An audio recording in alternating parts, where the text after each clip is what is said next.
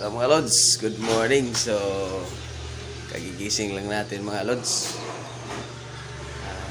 Kumusta ka lahat mga Lods? Pasensya na sa madalang na upload mga Lods ha. Dahil napaka-busy talaga. Ang daming ginagawa. Tuloy lang mga Lods. Dahil ngayong katapusan itutuloy natin ang ating raffle promo. So, yung umaga mga Lods, maaga tayong mag-deliver ng Rhode Island Red Chicks doon sa Bagakay Port. So, para po ito sa ating kay Brad Jonathan. Order niya ito. So, supposedly, nasa 19 hits yung 2 weeks. Pero, pinasok ng pusa. Yan, 14 hits na lang ang natira. So, at saka may 1 week old na 13 hits. Okay? So, yan mga Lods. Punta tayo ng Bagakay Port. So, makita din natin kung ano ang itsura doon kasi first time natin papunta doon. So, ito pala yung mga sisiyaw mga Lods. Tingnan natin para makita ang katotohanan. Salamat sa inyo mga Lods. Alam kong isa din kayo sa naka-refer sa akin ng mga naghahanap ng mga sisiyo. So, maraming salamat sa inyo mga Lods. So, ito sila mga Lods. Maagang maaga, no? Okay. Ayan. Ang gaganda nila, ha? Ang healthy nila. Ayan.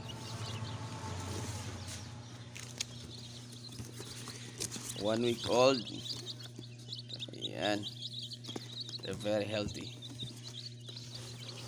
2 weeks old. Mga Lods, ayan, ready to go na po kami mga Lods. Papunta na kami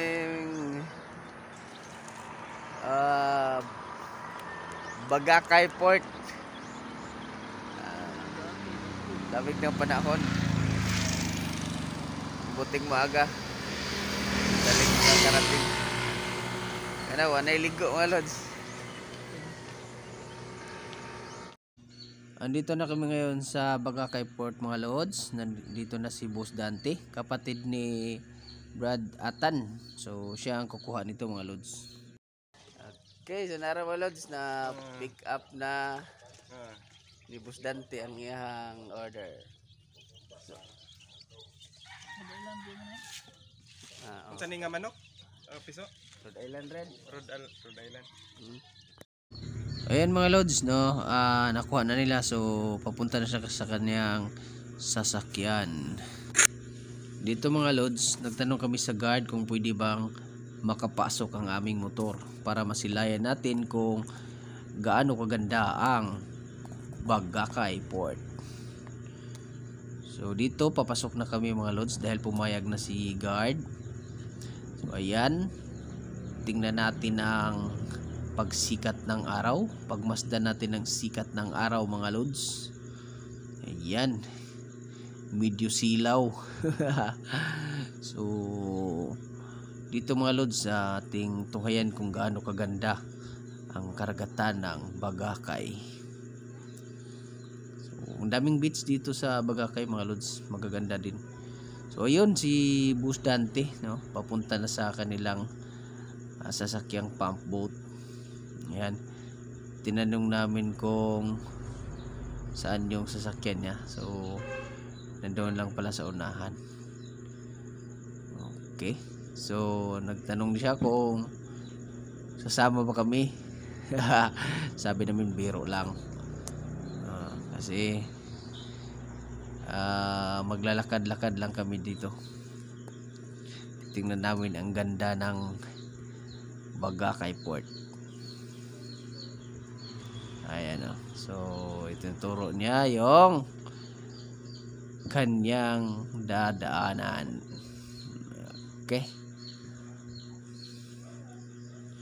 So nagtanong siya kung gaano kalaki yung kanyang gagawing paglalagyan ng kanyang sisiyo. Ayan mga lods.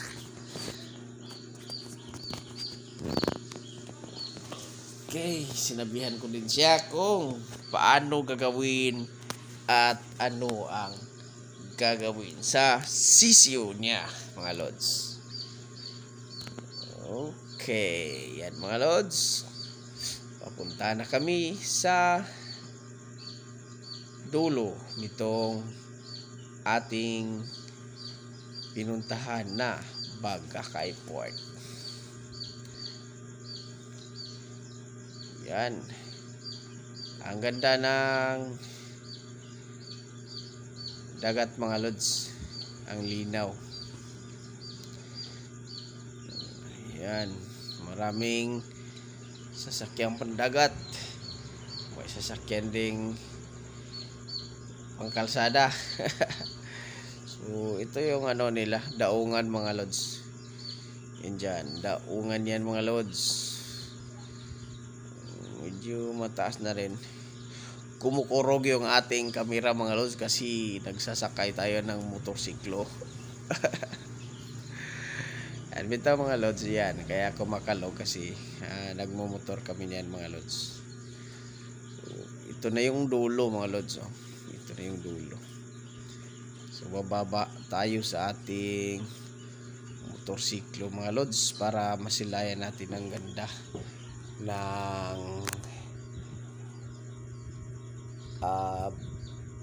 beach, parang beach dito mga lods. Ayan. Gusto ko sanang maligo kaya lang sabi ng tao baka pagalitan tayo ng guard kaya wag na lang. So bababa na tayo mga lods ng ating motorsiklo para masilayan natin ng tabing dagat yung gaano kaganda. So dito ako ngayon sa tabing dagat mga lods. So, ang linaw ng dagat mga lods. Ang ganda ng mga bato dito. Ayan.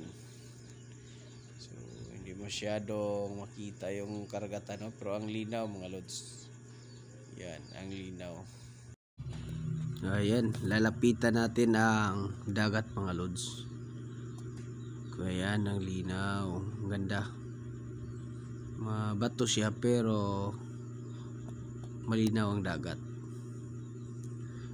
So ayan mga lods, may nangingisda. So nagtry kaming tawagin sila para makabili sana ng pangkilaw, pero parang ayaw nila kasi hindi sila nakikinig. Actually medyo malayo na yan. Ito yung body ko mga lods. Seryoso, nasa malayo ang tingin. May chick siguro dyan. Ayan sila mga lods, no? Try namin tinawag kasi mas masarap yung bagong kuha talaga, yung kilawin natin mga lods, no?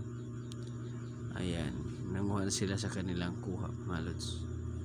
So ang saya nila. So ayan, may mga isda akong nakita doon mga lods, no? So dito mga lods, no, pauwi na kami mga lods. So maraming salamat mga lods sa support mga lods.